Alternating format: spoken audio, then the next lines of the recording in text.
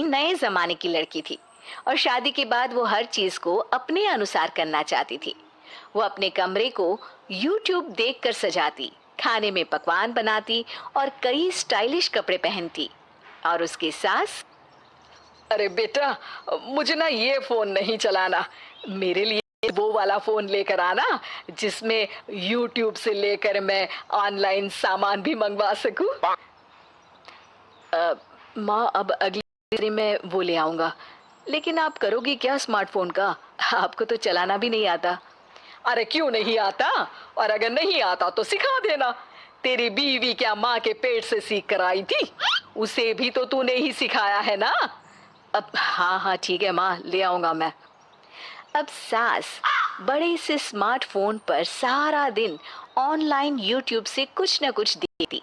एक दिन, हे भगवान, मैं तो मुंह दिखाने लायक नहीं रही। आग लगे इस स्मार्टफोन को, मेरी तो पूरी शक्ल ही काली पड़ी। अरे सासू माँ, क्या हुआ? ओ, ये आपके चेहरे पर क्या हो गया? क्या लगाया आपने? अरे मैंने तो बस YouTube में ब्यूटी विद कांता देखा था। हाय रे, कांता सी त्वचा के चक्कर में मेरा पूरा चेहरा ही खराब हो गया। अरे माँ जी, ब्यूटी विद कांता का तो पूरा चैनल ब्लॉक करने की तैयारी है।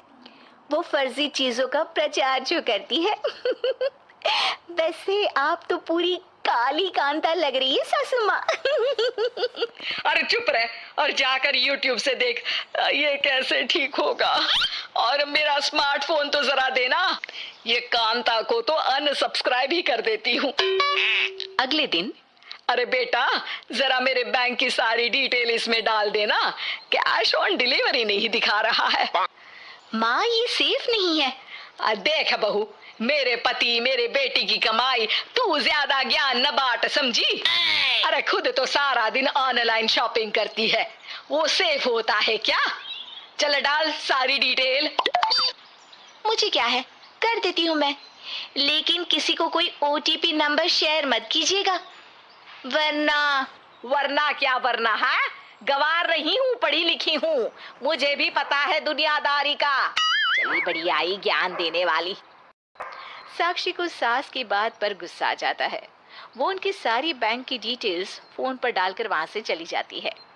अगले दिन सास, हाय रे हाय, मैं तो फिर से मुंह दिखाने लायक नहीं रही।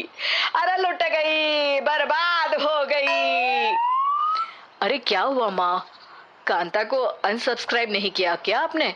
अरे बेटा क्या बताऊं, बड़ी प्यारी सी बच्ची ने मुझे कल फोन किया, लगा अपनी ही बिटिया हो। बोली 4 नंबर का OTP तो बता दीजिए मौसी। मौसी बोली तो मुझे मेरी बहन की बेटी गुड़िया की याद आ गई। ओ माँ, अब ये ना बोलना कि तुमने उसे OTP नंबर बता दिया।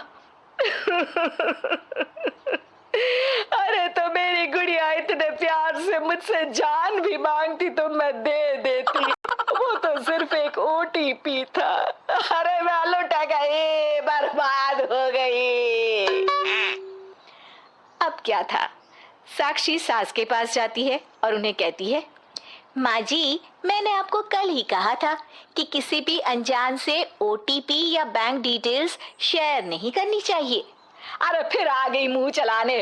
सारा दिन तू जो फोन पर बैठकर टिक टिक टिक करती रहती है वो कुछ नहीं, जा यहाँ से।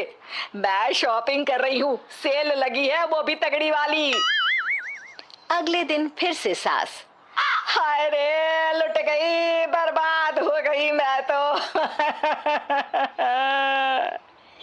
इस बार साक्षी के साथ उसके ससुर और पति दोनों उसके पास आ जाते हैं। अरे क्या भाग्यवान, ये रोज का टैप रिकॉर्डर लूट गई, बर्बाद हो गई वाला आज किस लिए चल रहा है? ये देखिए जी, मैंने अपने लिए कुर्ता मंगवाया था, लेकिन ये तो बिल्कुल फटीचर पुराना निकला। अब जिस साइट से खरीदा था वो तो इसे वापस भी नहीं ले रही। आए रे हाय, लुट गई, बर्बाद हो गई। देखो भाग्यवान, आजकल के बच्चे भी जानते हैं कि क्या सही है क्या गलत। इन लोगों के सर्कल में सभी स्मार्टफोन के जरिए तमाम चीजें करते हैं और एक दूसरे से अनुभव शेयर भी करते हैं। वो क्या कहते हैं उसे?